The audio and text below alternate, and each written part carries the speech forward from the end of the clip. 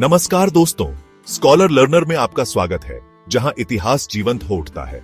आज हम आपको एक रोमांचक यात्रा पर ले चलेंगे, जहां हम मध्यकालीन भारत के नगरों, उनके व्यस्त बाजारों और उन मेहनती कारीगरों के बारे में जानेंगे जिन्होंने इन नगरों को संपन्न बनाया।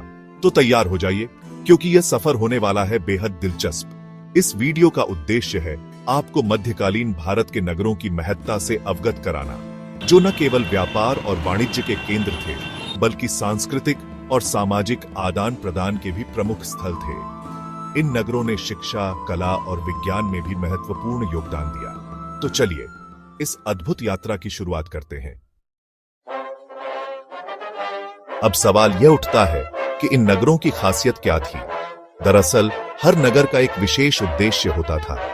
कुछ नगर प्रशासनिक केंद्र थे, जहां राजा और अधिकारी शासन करते थे। ये नगर प्रशासनिक गतिविधियों और न्यायिक कार्यों के लिए महत्वपूर्ण थे। कुछ मंदिर नगर थे, जैसे कि तंजावुर, जहां भक्ति और धर्म अर्थव्यवस्था को चलाते थे। यहां धार्मिक अनुष्ठान और सांस्कृतिक कार्यक्रम होते थे। और कुछ नगर व्यापार के केंद्र थे, जो व्यापारियों और कारीगरों से भरे रहते थे। ये नगर व्यापारिक गतिविधियों और हस्तशिल्प के लिए प्रसिद्ध थे। चलिए अब चलते हैं चोल साम्राज्य के महत्वपूर्ण नगर तंजावुर की ओर। तंजावुर में आपका स्वागत है। आज से लगभग 1000 साल पहले तंजावुर चोल साम्राज्य की राजधानी थी। यहाँ का भव्य राजराजेश्वर मंदिर राजा राजराजा चोल द्वारा बनवाया गया था, जो चोल वास्तुकला का एक अद्वितीय उदाहरण है। यहाँ मंदिर की घंटियों की आवाज गूंजती है और व्यापारी अनाज, मसाले और कपड़े बेच रहे हैं। तंजावुर का यह बाजार उस समय व्यापार का प्रमुख केंद्र था। इस भव्य मंदिर के निर्माता कुंजर मल्लन राजराजा पेरुनच्चन अपने काम पर इतने गर्वित थे कि उन्होंने अपना नाम मंदिर की दीवार पर खुद ही उकेर दिया। क्या आत्मविश्वास था! मंदिर केवल पूजा के स्थान नहीं थे, वे आर्थिक केंद्र भी थे। यहाँ पुजारी, बुनकर, मूर्तिकार और व्यापारी बसते थे, जो तीर्थयात्रियों और अनुष्ठानों की आवश्यकताओं को पूरा करते थे। देखिए, तंजावुर के साले बुनकरों को ये राजा के लिए महीन सूती कपड़े और आम लोगों के लिए मोटे सूती वस्त्र तैयार करते थे। और थोड़ा आगे स्वामिमलाई में मूर्तिकार लॉस्ट वैक्स तकनीक का उपयोग करके सुंदर कांस्य प्रतिमाएं बनाते थे। मसालों का व्यापार भी यहाँ खूब फलता फूलता था, और आभूषण बनाने वाले कारीगर भी यहाँ अपनी कला का प्रदर्शन करते थे। मिट्टी के बर्तन बनाने वाले कुम्हार भी यहाँ सक्रिय थे, और वस्त्र व्यापारियों का भी यहाँ बड़ा योगदान था। तो यह तकनीक कैसे काम करती थी और इसका इतिहास क्या है, आइए जानते हैं। पहले मोम से एक आकृति बनाई जाती थी। यह तकनीक हजारों साल पुरानी है और इसका उपयोग प्राचीन भारत में भी होता था। इस प्रक्रिया में कलाकार मोम को विभिन्न आकारों में ढालते थे, फिर इसे मिट्टी से ढककर सुखाया जाता था। इस प्रक्रिया का उल्लेख प्राचीन ग्रंथों में भी मिलता है। मिट्टी सूखने के बाद यह एक ठोस सांचा बन जाता था। इसके बाद इसे गर्म किया जाता था, जिससे मोम पिघलकर बाहर निकल जाता था। यह प्रक्रिया विभिन्न सभ्यताओं में समान रूप से महत्वपूर्ण थी। मोम के पिघलने के बाद सांचे में खाली जगह बन जाती थी। अब इस सांचे में पिघला हुआ धातु डाला जाता है, जिससे धातु की आकृति बनती है। धातु ठंडा होने पर यह सांचे का आकार ले लेती है। ठंडा होने पर मिट्टी हटाई जाती है और एक सुंदर धातु की मूर्ति तैयार हो जाती है। यह मूर्ति कला का एक अद्भुत नमूना होती है, और बस एक सुंदर कांस्य मूर्ति तैयार हो जाती है। ये तकनीक कला इतिहास में एक महत्वपूर्ण स्थान रखती है। कितना अद्भुत है ना! इस तकनीक ने सदियों से कलाकारों को प्रेरित किया है। लेकिन रुको, हर नगर इतना विशाल नहीं था। भारत में कई छोटे नगर थे, जिन्हें मंडपिका या हाट कहा जाता था। ये छोटे नगर व्यापार और कारीगरी के केंद्र थे। यहाँ के बाजारों में हर तरह की चीजें मिलती थीं। ये नगर कुम्हारों, तेल निकालने वालों, लोहारों और बढ़ियों से भरे रहते थे। कुम्हार मिट्टी के बर्तन बनाते थे, जो हर घर की जरूरत थे। तेल निकालने वाले तिल और सरसों से तेल निकालते थे, जो खाना पकाने में काम आता था। लोहार लोहे के औजार और हथियार बनाते थे, जबकि बढ़ई लकड़ी के फर्नीचर और अन्य वस्तुएं तैयार करते थे। इन कारीगरों के बिना नगर की कल्पना भी नहीं की जा सकती थी। उनके काम से ही नगर की अर्थव्यवस्था चलती थी। कुछ व्यापारी दूर दूर तक यात्रा करते थे और केसर, सुपारी, कपूर जैसी मूल्यवान चीजें बेचते थे।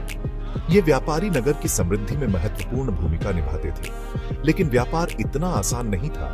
इन्हें अलग अलग राज्यों से गुजरना पड़ता था और कई जगह कर भी देना पड़ता था। ये मानो पुराने जमाने के टोल टैक्स की तरह था। इन कठिनाइयों के बावजूद व्यापारी अपने साहस और धैर्य से नगरों को जोड़ते थे और समृद्धि लाते थे।